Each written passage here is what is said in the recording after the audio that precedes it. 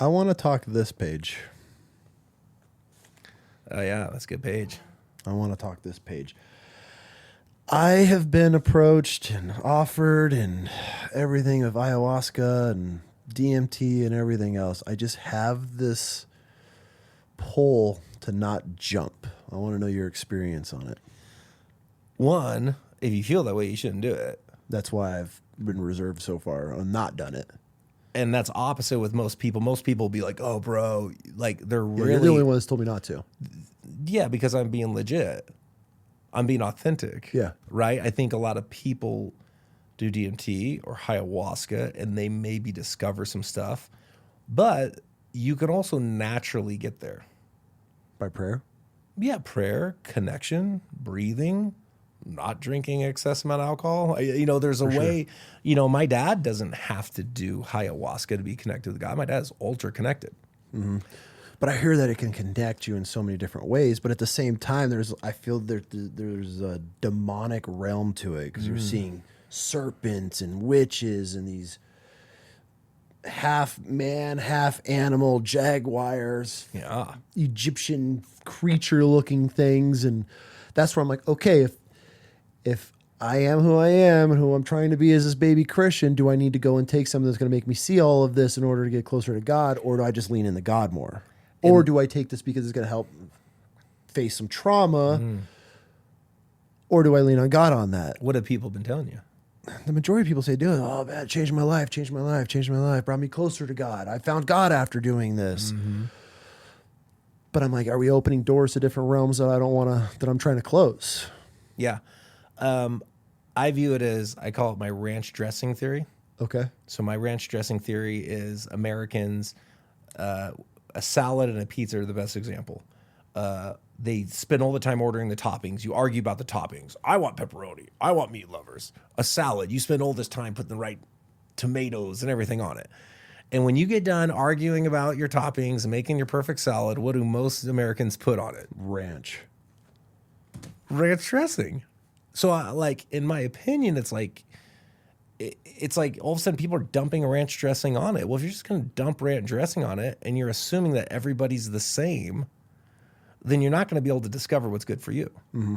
Right? So, I think it's complicated. I think it takes questions and I think it takes respect because God put a leaf and a root that combines, that has hallucinogenic properties that releases DMT in your mind. So God put a root and a leaf on this planet, and that's what it does, right? Mm-hmm.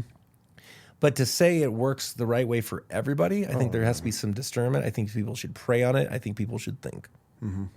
And I think people that try to get people to do it, yes, maybe they had a profound experience, but it doesn't mean their life is better. Valid point. Maybe follow up the questions of, okay, you found God, but how's that going?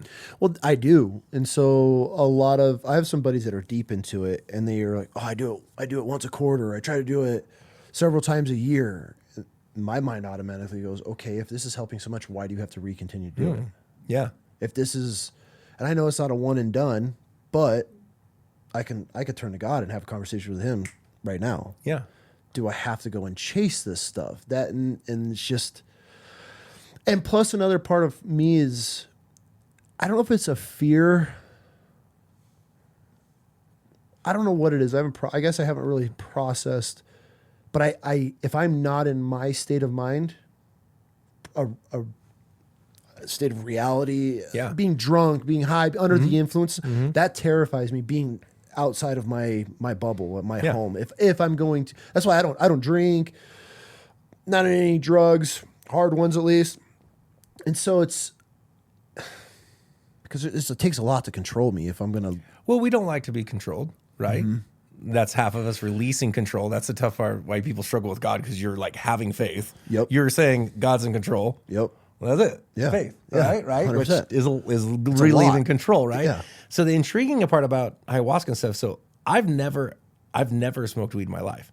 I'm not anti-weed at all. Yeah. And I've been around it my whole life. I've been around drugs since I was like 9. My friend's sister sold weed, mushrooms, everything, all my whole life. All my, tons of my friends do. I've done ayahuasca. I've done Bufo, the toad. I've done some of that stuff situationally. okay, this makes sense and I'll do that.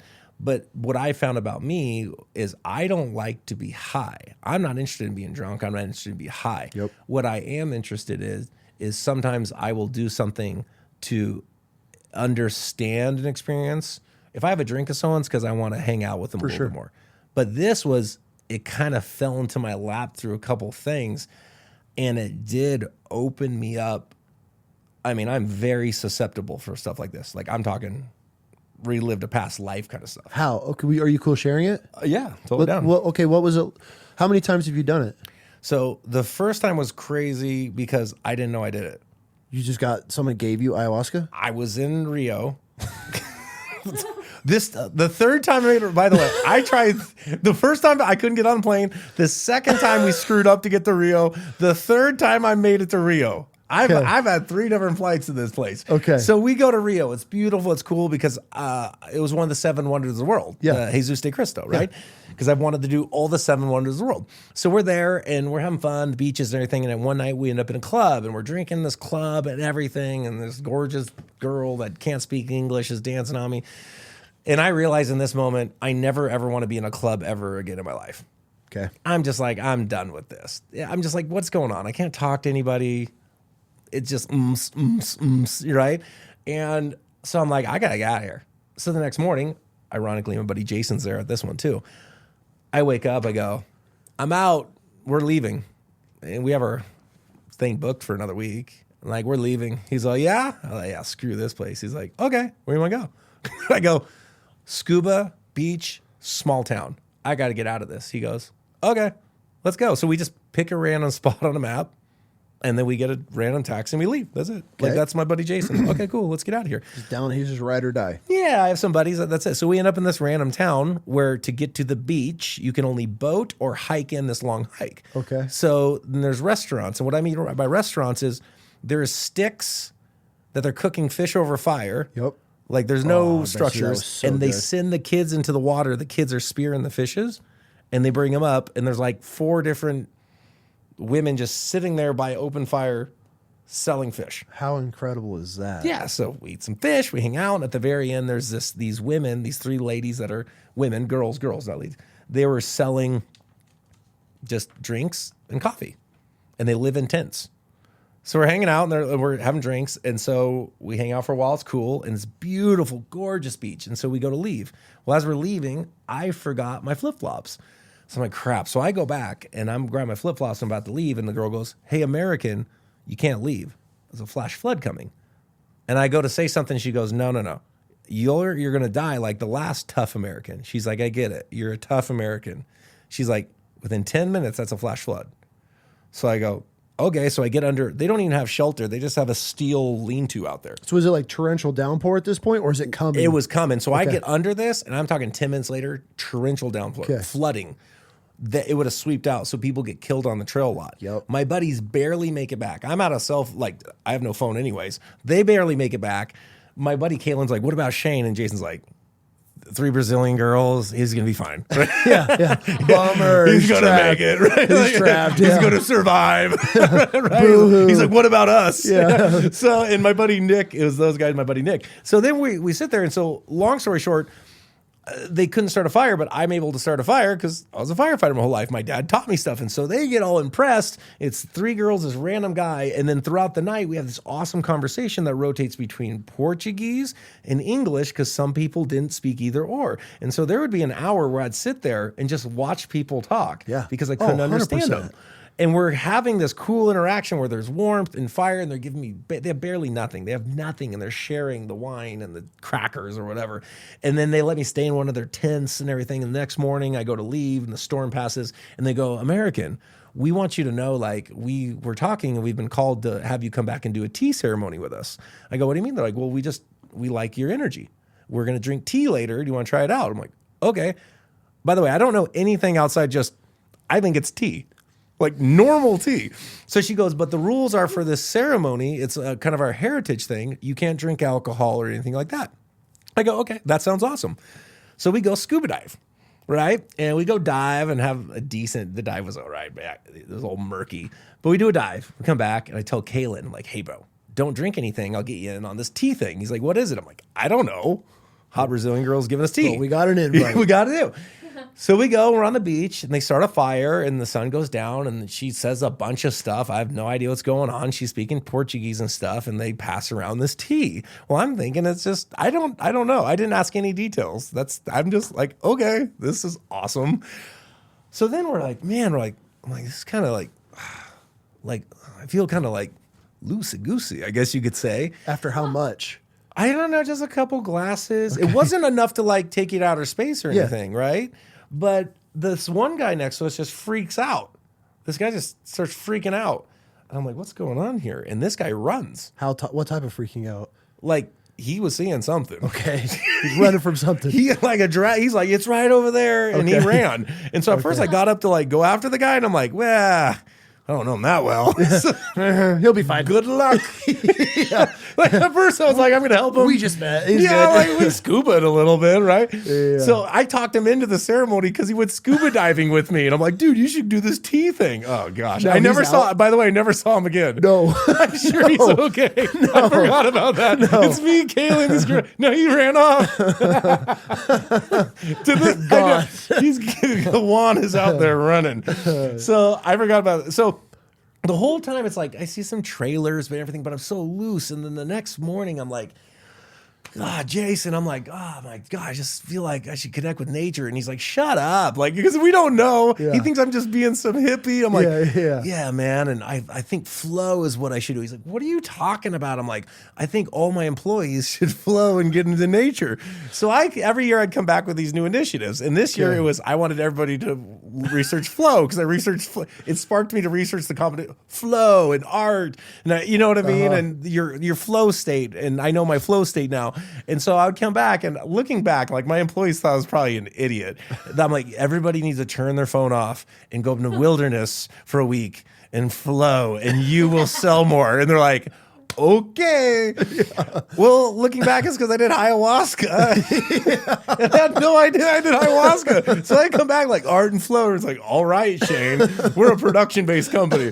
So I had no idea. I'm talking no idea for 5-6 years until I'm watching a Joe Rogan podcast, and he says ayahuasca, and I grab my book and I open it up on like the Brazil page, and I go, no way. And I scroll down, and I'm like, that's what I drank. How incredible. No idea. And I'm like, oh, well, that's interesting. So I knew it was real because I didn't have any placebo because I had no idea. Yeah. Okay. Right? I'm like, well, how interesting, like, to be surprised like that. And so it stuck. Just trusting random Brazilian women on the beach. Hey, we've all been there. That's happening in Nampa. Yeah. So then time goes on, and I start leaning into my vulnerabilities through some things, right? Through my sister, I just started realizing that the only way to help my sister through her addiction and help some of my family members is for me to be vulnerable like that. That's it. That's the only path. And then I start talking to my buddy Nico, and I'm like, hey, man, what about this? Just like you're looking at this ayahuasca stuff. So we would go down, him and I went down and did it in central Costa Rica, I think Costa Rica. And then we get there, and it's at this place, whatever. And the first day, they're like, okay, we're going to do Bufo. And by the way, I have no idea, right? So I don't even know what Bufo is. Oh, the frogs. Yeah. Okay. So I'm like, wait, I thought this was a tea. They're like, no, there's some frogs. I'm like, okay. I'm in. So because I'm like, oh, well, I'll just try this stuff out once, a frog. So in my mind, like, I'm just like, well, this is a frog in nature, and this is roots and leaves. Like, I'm always asking questions, and God will answer it to me, right? God doesn't want me to do crystal meth, so I haven't done that, right? Yeah. So the first time I did it, I drink it, and I'm in a white room. Morgan Freeman, Jesus white room. You know what I'm talking about? Oh, yeah. Yeah, that room. Yeah. The Jim Carrey one? Yeah. So I'm in there, and I'm like, it's the most stillest I've ever been in my life, but I know I'm nowhere. I know I'm in between things. And I know I'm in between things because moments ago I was making fun of it because right before these shaman guys are sitting around, I'm sitting in this group and these guys, and they go, you smoke this, whatever. And I don't like smoking things anyways. And there's a crack in the actual glass. And I go, hey man, there's a crack, and the guy goes, Shane, we're all whole. We are one. We are all developed. There's cracks in all of us. And the whole time I'm going, bro, there's a crack in your crack pipe. I'm not trying to discuss energy. Is there glass? Are glass shards gonna go in my throat? Give me the screw. Just smoke. I'm like, this guy's going so deep. I'm like, no. I literally, your thing's broken. No, for real, for safety. I'm gonna do this. But do you got a fresh I'm one? like, F it, give it to me. Let's go. So boom, there I am, Morgan Freeman White. And I'm like, and there's 4 orb things, they're tall, and there's a sheet over it's membrane, and I know there's something, but they're nothing. That's me in this wherever it was. In the real world, Shane on this earth is going through some trauma. I'm screaming and crawling. Are you? And shouting, what the fuck? I'm screaming. And my buddy Nico, they had to bring my buddy Nico in because literally he's the only person in that room that could stop me from doing whatever. And he comes out and he's guiding me and trying to make sure I'm safe because I'm crawling around screaming. And I come out of this thing, right? That was it. And I come out and Nico's there and everybody's away from me. And I go, uh-oh, what did I do? He's laughing. He's like, oh boy. You're like, shit. Yeah. And the reason why that was impactful is when I saw Nico go, he laid back and was like, oh, I see Jesus and God. He laid down all peaceful. I'm like, different experience? He's like, oh yeah. So I'm like, I'm done with this. This is crazy. And him and I talk about it and they're like, well, we're going to do it again. And I'm like, the next day. So I finally went, okay. And so the next day we did it and I went super deep, turned into energy like an orb and flew out into the universe and saw friends and family and all this kind of stuff. Mm-hmm. Just a pixelated organic energy. You ever grab an electric fence? Oh yeah. There you go. Electric fence. That energy level. That's it. No shit. Felt that feeling. Any country boy knows what I'm talking about. Whoever's peed on an electric fence or grabbed one. That was it. And it was the highest level of energy as she's laughing about peeing on electric fence. But she saw me. I don't know. You were there on the island. My dad had a garden. He told me the hot wire line was off. Yeah. He's got it for deer around his garden. Boom. No, I'm leaning, trying to grab some tomatoes, and it right across. And it floored me. Yeah. Floored me. So picture that, your body humming at a high level while mentally being a flying orb in outer space. What's with the toilet? So that was the next day. Yeah, they're looking at the art. Is this the purge? Yeah, so the next day, and I'm like, well, I didn't even know I was going to smoke a toad, the first day. But I'm like, okay. Nico and I are like, I guess we came here to do this. Mm-hmm. Okay. So the next day, we go up the third day, we go up into the forest with some Indians in this little shanty to do ayahuasca. Oh, you haven't even got there yet. This was just the toad? I didn't even, that was just a toad. I had no, and I'm skipping all the details of both of them, right? It was intergalactic.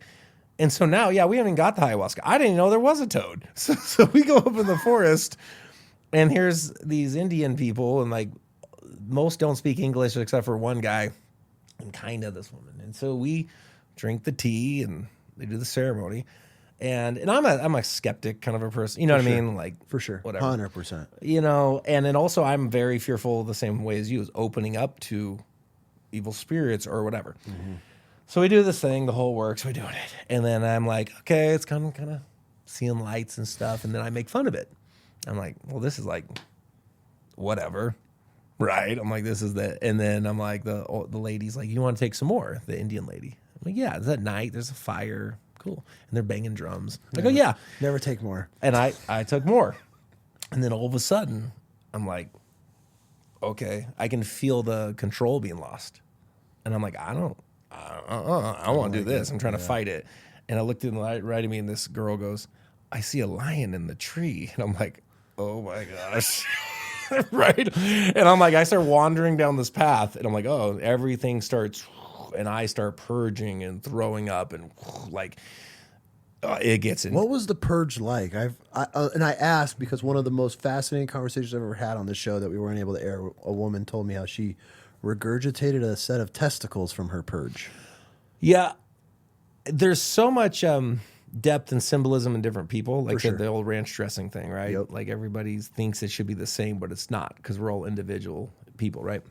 And so with me, mine, it was like black and negative streaming out of me as I was sinking into the earth. And what it was my ego. It was like, oh, you think, and what was going through my head is all like, I think I'm so tough. I think I'm that strong. I think I'm that smart. I think like, and I'm like, here I am just getting annihilated physically, like, and then I look up and one of the shaman guys, like, he's like, you got this, man. I'm like, I don't know if I got anything. I better. Man. I'm in it. And I'm like, I go stand against a tree and my arm goes into the tree. And I'm like, now my arm's in this tree and I'm stuck in this tree. And I'm like, what is going on? I'm in the forest. And so all of this, like you can see the heart, everything was breathing. Everything was breathing. Those were the colors. These are the colors that were all around me, that orange. And finally it's like, I kind of break through and it starts having this, all of a sudden it's like, positive feeling, and I wander to like the toilet and I go in there and I'm like, it wasn't fully positive, but then I sit on this toilet and I call it the portal potty because as I'm sitting the portal potty okay, as I'm sitting on the portal potty, this little swirl of color like at a Looney Tune kind of thing starts going in front of me and I look away and I'm like, well, and I look and it starts coming back and I look away and I'm like, well, I did come here for this. And at that point I start purging out the other end. Okay. And I look at this and I just fall into it. And I fall into a portal. I disintegrate and it's perfect warmth. Perfect warmth. A lot of Indians.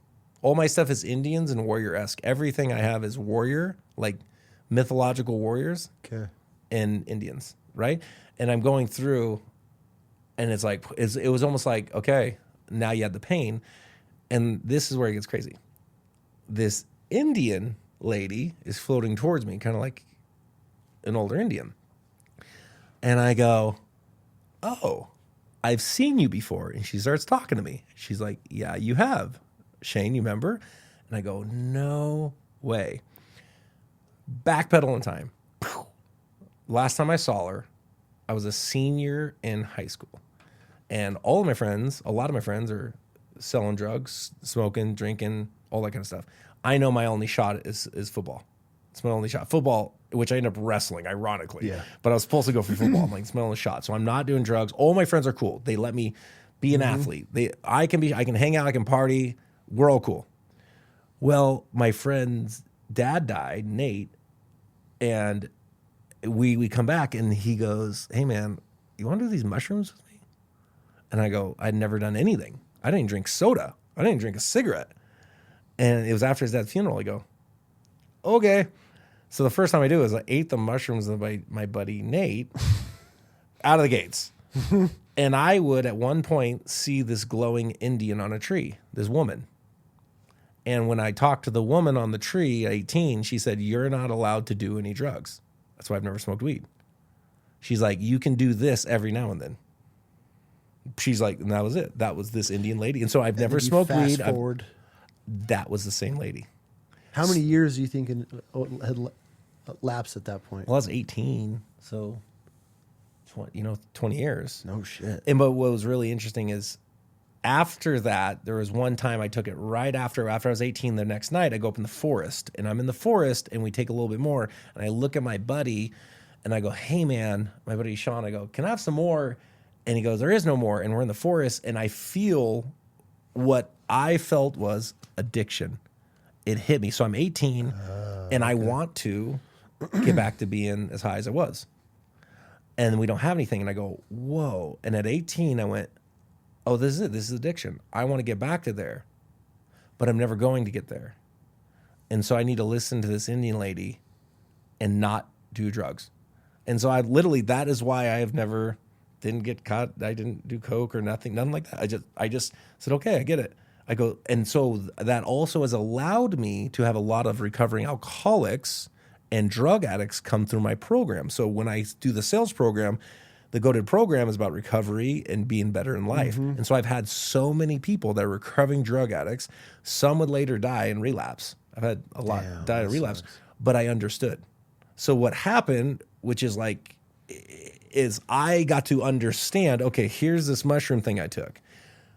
And I'm like, okay, I'm not going to do drugs. Maybe I'll do this every now and then, which was like maybe 4 times over the course of 15 years. But God wanted me to understand, and this sounds, people can take this wherever you want, to understand people with addiction. So now I'm not critical. Now I'm not judgmental. Now I'm a sinner. Now I'm just as dirty as them because I did it. So I'm guilty. I'm a sinner. But I didn't have to do all the other stuff to understand that they're not bad people. They're just high. Mm-hmm. And so that, when I went through that process, I came out of that and went, whoa. And it was just like super intense, super vulnerable.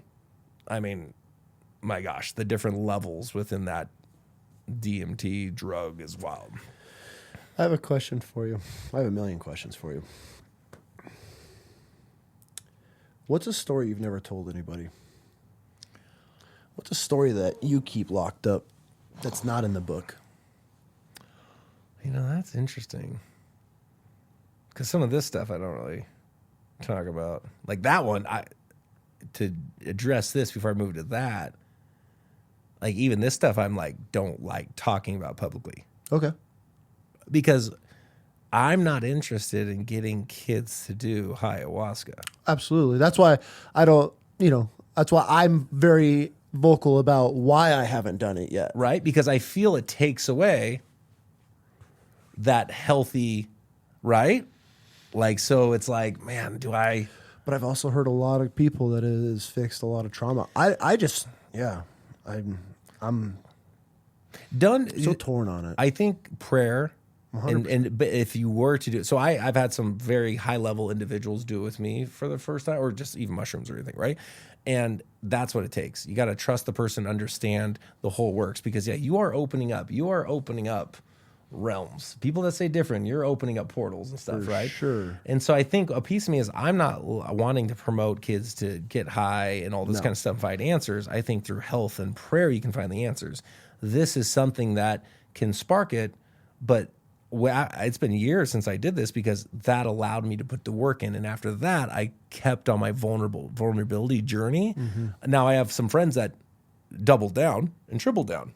And that's fine. They're out there doubling, tripling, quadrupling down. Mm-hmm. Cool, that's their journey. I think I did enough that I understand what I needed to be, if that makes sense. Absolutely. Yeah. I think that's really that you have to in order to, because then you're just chasing it, and then or you're not going to get anything out of it, or it might open up the wrong realms if you're not mentally prepared or mature enough to be able to process the journey you're about to go on. I mean, I don't know. I'm so torn. I have such mixed feelings, emotions, thoughts on it because I've never heard anybody come out saying it was horrible and destroyed their life. It could have happened. I haven't run into that yet, but I've also run into a lot of people that, I got my boy Vic that's here. He years behind bars, gangbanged, he's been shot, stabbed, you name it. He's done it all. And he went through ayahuasca and he said he got to walk side by side with God. He's like, dude, he was right there. Like, I wasn't a believer before. I am now. Yeah, I relived a past life.